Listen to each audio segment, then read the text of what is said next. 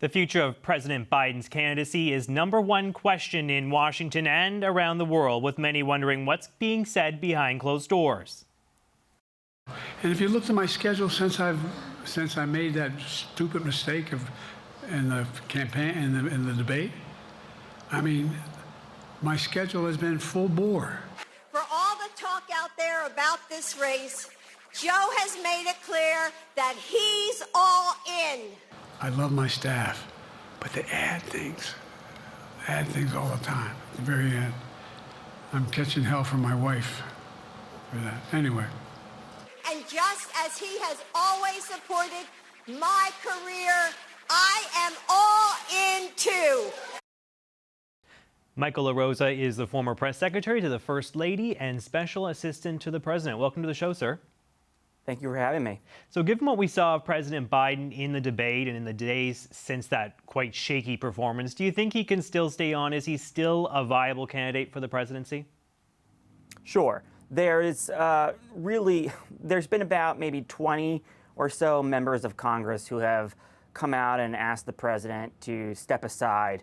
But here in America, that's just not enough for somebody like Biden, who has been counted out all of his life, to want to step aside for 20 people, and then just a lot of blind quotes. And there is a lot of pressure, obviously, through the media, through the members that are speaking out. But I can't picture the president stepping aside just yet. I think it's going to have to be much more of a compelling case from distinguished party elders to sort of have that conversation with him, if that's the route the party wants to go. From some of those party elders I see after, every Biden appearance, there's some chatter from them, right? Did he do okay? Was there any screw-ups? Was there any gaffes? How was that press conference? Was it better than the last time out? It does seem like this whole situation has put Democrats on edge, and that does seem like an untenable situation over the long term. Do you think that there's a bit of a crisis of confidence right now? Absolutely, there is, and there's also a crisis over sort of what realities to believe. And I think there are, two sides within the party, one that doesn't want the president to step aside, and the other that loves and adores the man and thinks he's been a fantastic president, but is, frankly, anxious and nervous about his chances of winning.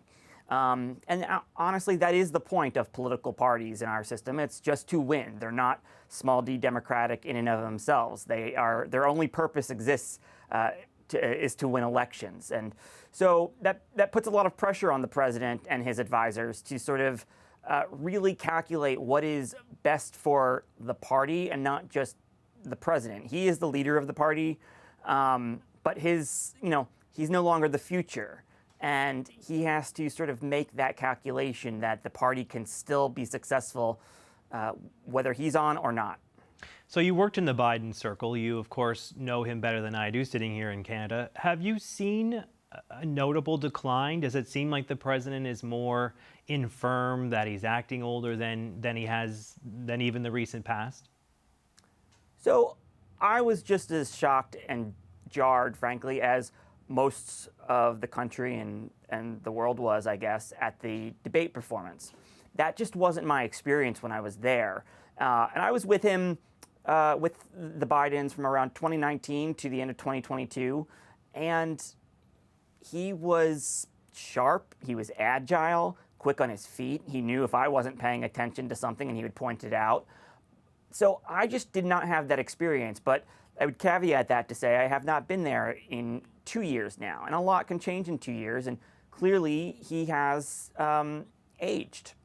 Yeah, at 81, things start to break down a little bit, right? You start to change. You might even be in worse shape than you were just a few years ago. When you get to that age, it's, Sure. You never know what's going to happen, right? Sure, it's a reasonable conversation for all of us to be having. I wish we weren't having it now.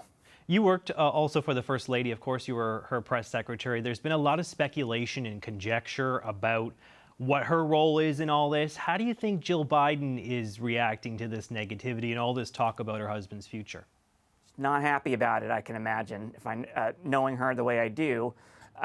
She is probably insisting that he continues on because that's what he wants to do, first of all.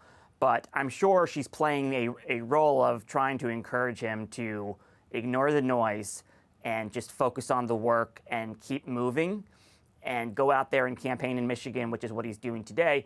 That is sort of what her role is. It's not to give him political calculations or advice. A lot of pressure has been put on the First Lady through the press and the public to ask him. She won't do that. He didn't do that to her through her career and her aspirations to seek 3 advanced degrees or teach a second lady or first lady. And she didn't do that for any of the 14 campaigns that he ran since she met him. So that's just not that's just not what makes their marriage work. They have 2 independent careers, professional identities of their own. And if this is what he wants, she's going to support him. And from everything I know, this is exactly what he wants, not her. So she would support him in his choice to continue, but last week he kind of said rather famously that only the Lord Almighty would be someone he would listen to if it did come to stepping back. Do you think that he would also listen to the First Lady's counsel if she suggested it was time to go? Is that a fair assessment? Would that be something he'd be more prone to listening to? Tell me a little bit more about her influence over the president. Sure. She has tremendous influence over the president. She doesn't try to influence his political ambitions or his calculations. It's sort of like there's a committee by consensus, or a consensus by committee, I should say. She knows what she doesn't know, and she doesn't consider herself an expert. She has a lot of wisdom, and she knows him better than anybody. So along with her and his sister Val, who ran a lot of his campaigns throughout his career, folks like Mike Donnellan and Steve Ricchetti, Mark Gittenstein, the ambassador to the EU, former Senator Chris Dodd. These are all of the circle of trusted advisors that he seeks counsel from. Jill is always in the room along with their son Hunter, who also, frankly, is probably, I can imagine, very supportive of his father continuing on. And this was sort of a similar situation that played out in 1987 when he was driven from the race.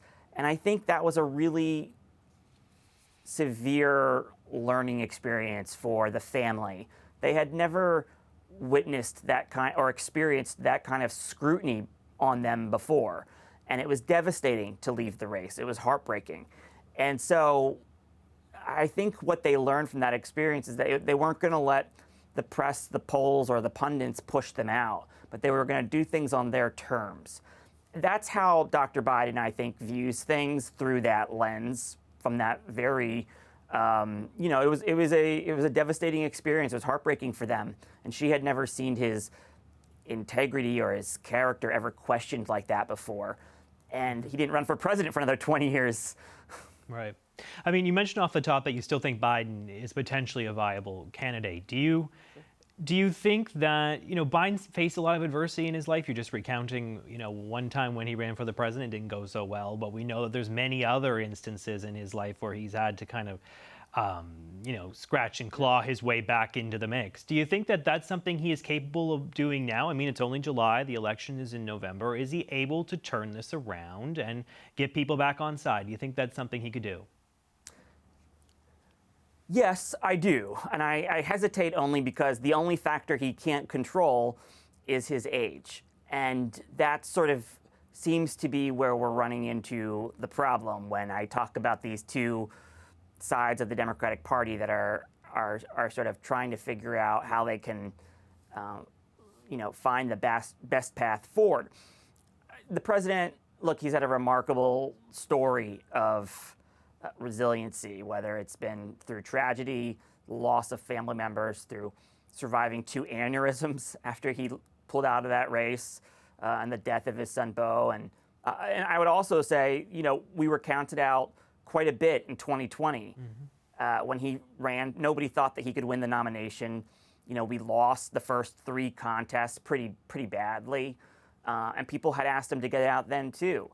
So what I'm trying to say is they view these choices or these decisions through the lens of their past experiences. And I can't imagine that they're not taking all of those previous moments when they fought and sort of, challenged the doubters and were able to say, we told you so. We don't count him out. Everybody's always underestimating him. They probably view this as another example of that. And it's hard to say whether that's the case or not because the race is pretty fluid. It's also very stable. It hasn't really changed. He went into that debate behind. He's behind even further, though. And at the same time, it's still a margin of error race. Yeah. Yeah, it's so tight still, even though he's had some of these questionable moments, I guess we'll put it. Michael LaRosa, thank you so much for joining us. Thanks for coming on. Michael LaRosa, former press secretary to the First Lady, Dr. Jill Biden. Appreciate your time, sir. Of course. Thank you for having me.